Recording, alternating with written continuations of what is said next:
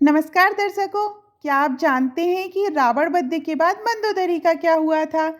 रावण की कई पत्नियां थीं, जिसमें सबसे प्रमुख पत्नी मंदोदरी थी। मंदोदरी लंका की प्रमुख महारानी भी थी, जो राज्य का कामकाज देखती थी। राक्षस नगरी में होने के बाद भी उनके अंदर अच्छे गुण विद्यमान थे, क्योंकि उनकी माँ एक अप्सरा थी। जब रावण माता सीता का हरण करके लाया था, तब अंत तक मंदोदरी ने उसे समझाने का प्रयास किया था कि वह उन्हें श्री राम जी को लौटा दे तथा उनसे क्षमा मांग ले, किंतु अहंकार में रावण मंदोदरी की एक नहीं सुनता था। अंत में श्री राम ने लंका पर चढ़ाई करके रावण समेत उसके कुल का विनाश कर डाला।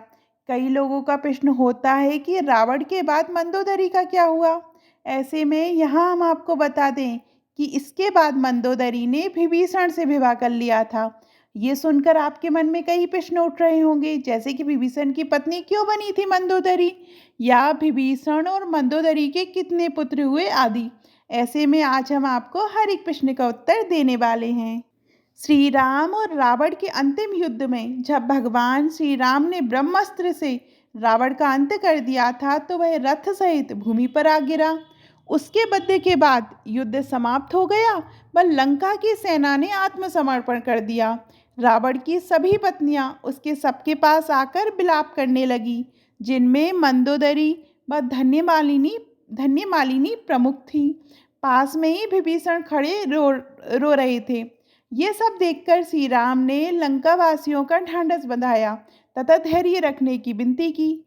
जब रावण के नाना माल्यवान ने लंका के राजा का मुकुट उनके चरणों में लाकर रख दिया, तो श्री राम ने तुरंत लंका का सिंहासन ठुकरा दिया। उन्होंने उसी समय लंका की प्रजा व सेना के सामने ये घोषणा की कि वे लंका को पराजित करने या अयोध्या के अधीन करने यहाँ नहीं आए थे। उनका मुख्य उद्देश्य पापी रावण का अंत करना व अपनी भार्या सीता को सम्मान सहित वापस ले जाना था, जो कि पूरा हो गया है। ये सब तो ठीक था, लेकिन रावण वध के बाद मंदोदरी का रो रो कर बुरा हाल था।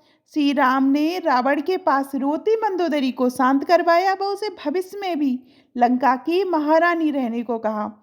इसके लिए श्री राम ने विभीषण को लंका का नया राजा घोषित कर दिया तथा पुनः लंका लंकावासियों को ही सौंप दी। उन्होंने मंदोदरी को लंका की महारानी बने रहने के लिए विभीषण को परामर्श दिया कि वे मंदोदरी से विवाह कर लें। मंदोदरी इस प्रस्ताव से थोड़ा असहज हो गई तथा कुछ दिनों की प्रतीक्षा के बाद उन्होंने उसे स्वीकार कर लिया।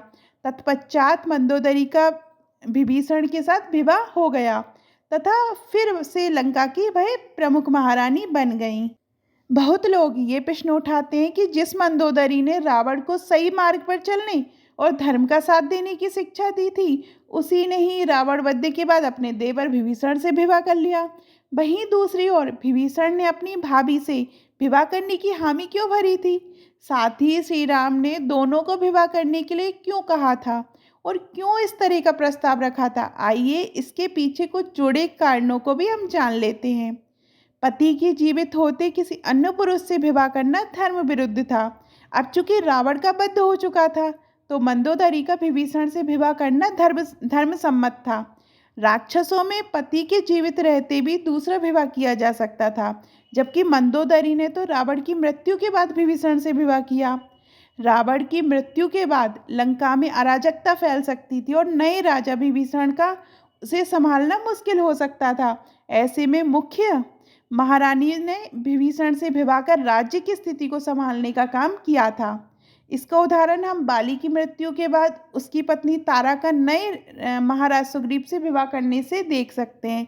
वहीं आचार्य चाणक्य ने जब धनानंद को सिंहासन से अपदस्थ कर चंद्रगुप्त मौर्य को नया महाराजा बनाया, तब उन्होंने स्थिरता बनाए रखने के लिए धनानंद की पुत्री दुर्धरा का विवाह चंद्रगुप्त से करवाया था। इस तरह से मंदोदरी का विभीषण से विवाह करना राजनीतिक कारणों से लिया गया निर्णय था। इसके पीछे श्री राम की लंका को स्थिर रखने की रणनीति थी। महारानी मंदोदरी को अपना खोया सम्मान व पद पुनः मिल गया था, तो वहीं विभीषण के लिए भी लंका को संभालना बहुत सरल हो गया था। मूल रामायण में विभीषण और मंदोदरी के विवाह के बारे में कुछ नहीं लिखा गया है। रामायण के अन्य संस्करणों में इसके बारे में जानकारी मिलती है। हालांकि उन रामायण में ये नहीं बताया गया है कि विभीषण और मंदोदरी के कोई पुत्र या पुत्री हुए थे। वैसे भी विभीषण को पुत्र की कोई आवश्यकता नहीं थी, क्योंकि उसे श्री राम जी से चिरंजीवी होने का वरदान मिला था। किसी राजा को पुत्र की आवश्यकता तब होती है जब उसे अपने बाद अपना उत्तराधिकारी घोषित करना हो। विभीषण तो कलयुग के अंत तक जीवित रहने वाले थे, ऐसे में उन्हें उत्तराधिकारी की कोई चिंता नहीं थी। इस तरह से आज आपने जान लिया कि रावण वध के बाद मंदोदरी का क्या हुआ और क्यों उन्होंने विभीषण से विवाह कर लिया था। आपको विभीषण और मंदोदरी की ये कथा कैसी लगी कमेंट में ज़रूर बताइएगा, और अभी तक आपने हमारे चैनल धार्मिक चमत्कार को सब्सक्राइब नहीं किया है तो सब्सक्राइब करिएगा। धन्यवाद। जय श्री राम।